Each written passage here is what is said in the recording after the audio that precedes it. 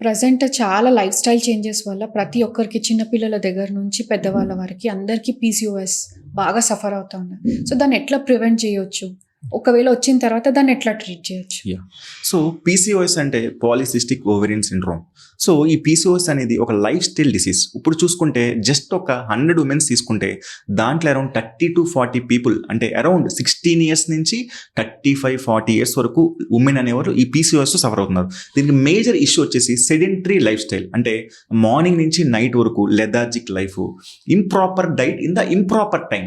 So సరైన టైంలో ఒక ఫుడ్ తీసుకోకపోవడం, లేదంటే నైట్ 12 o'clockకి బిర్యానీ తినడం, లేదంటే మార్నింగ్ 10 o'clockకి జ్యూసెస్ తీసుకోవడం, ఇలాంటి డిఫరెంట్ లైఫ్ స్టైల్స్ వల్ల ఈ పీసీఓఎస్ వస్తున్నాయి. జనరల్గా ఏంటంటే ఇప్పుడున్న ప్రెజెంట్ హాస్టల్లో ఉన్న స్టూడెంట్స్ కూడా చాలామంది వాళ్ళు కంట్రోల్ చేసుకుంటున్నారు, అంటే యూరిన్ కంట్రోల్ చేసుకోవడం, మోషన్ కంట్రోల్ చేసుకోవడం. దీనివల్ల కూడా పీసీఓడి వచ్చే అవకాశాలు ఎక్కువ ఉంటాయి. ఎందుకంటే మన లైఫ్ స్టైల్ అనేది ఒక పద్ధతి చెప్తుంది, అంటే మార్నింగ్ లెగాలి, నైట్ 7 పడుకోవాలి. ప్రతి ఒక్క లైఫ్కి బయో రిథమ్ అంటాం. ఆ బయో రిథంలో ఉండే చేంజెస్ని మనం అబ్జర్వ్ చేయకుండా మన బాడీని ప్రెషర్ పెట్టడం వల్ల ఆటోమేటిక్గా ఈ పీసీఓఎస్ అనేది వస్తున్నాయి. సో ఇది కంప్లీట్గా hormonal imbalance. Hormonal is equal to ఆయుర్వేదిక్లో పిత్త దోషం అంటాం. పిత్త దోషం అంటే ఇట్స్ రిలేటెడ్ టు గ్యాస్ట్రైటిస్.